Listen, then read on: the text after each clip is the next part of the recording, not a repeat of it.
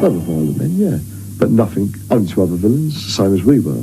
We never involved the general public in it. It was us and our own people. I'm not saying it's right. What we did was wrong. When you look back on it, you can't go about killing people. But I don't think it was done in that sense. The sense I'm talking about, we was all villain. They would have done to us what we'd done to them. They did do a murder, yeah. But as I said, they kept it in the confines of their own little world. They never... the things you hear today, I mean, ordinary people in the street get mugged and bashed up, and old ladies, they were never into stuff like that. Reggie and Ronnie, world-class villains you could trust with your granny's purse. Well, that's the image the unrepentant Krays have still done nothing to dispel. They appeared in public with real heroes, but in fact, Ronnie was a brutal madman, first certified insane in 1958. Throughout the 60s, the twins ran extortion rackets and terrorised London's clubland, taking part in violent assaults themselves. They were brazen, even going on TV after their acquittal on an extortion charge. Reggie jumped in, and he put a gun behind him to try to shoot him. Run! But the gun failed to go off. And next thing, a knife was pushed into Reggie's hand, and he stabbed him. And that was that. He went down. He was dead. McVitie was killed for cheating on the twins. The Krays have never shown remorse for his murder. I would have done the same thing if I'd have been in Reggie Kray's shoes, in his position. You've got to understand who Reggie Kray was. He was at the pinnacle of his career, if you want to put it that way. And to see Jack McVitie try to belittle him like he did, you couldn't have that. The Kray twins were finally convicted in 1969. They were given life sentences with a recommendation they serve a minimum of 30 years. As the judge said, and he said this after the trial, these sentences will dim their minds so they'll never commit these crimes again. Their gang was destroyed, and many believe the long sentences deterred others from stepping into its place. I think the examples which were made in the 1960s of very long sentences for those who took part in gang activities has deterred many from indulging in that kind of crime. And I think it has had some deterrent effect. Sir Frederick Lawton tried the Krays in another murder case. He believes men like them deserve long sentences.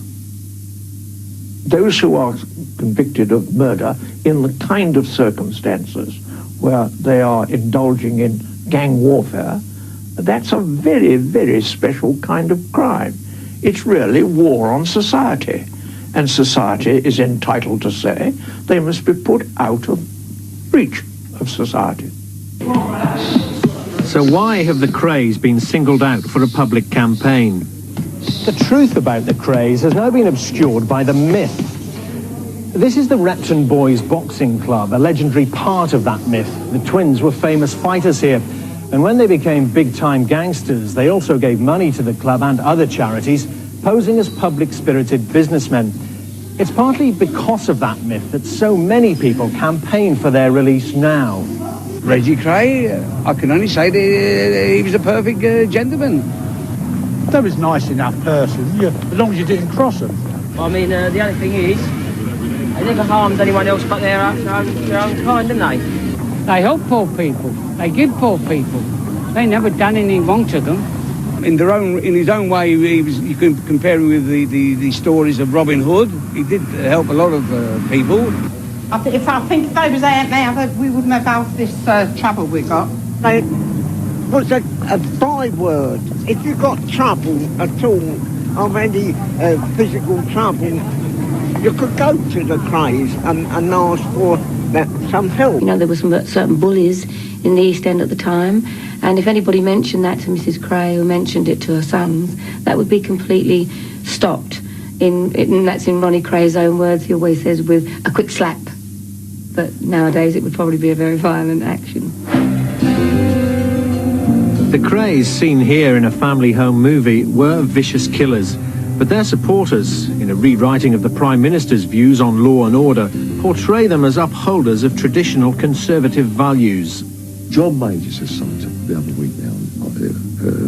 think it was in the press, when he said this. I don't want the youngsters coming up becoming like the Krays. Well, I'll say something about to John Major here now. If the kids today were like the Krays, press would be a better place. Because they had respect. People respected them. They kept the East End a lot clean. Ronnie Kray leaves his mother's funeral in 1982.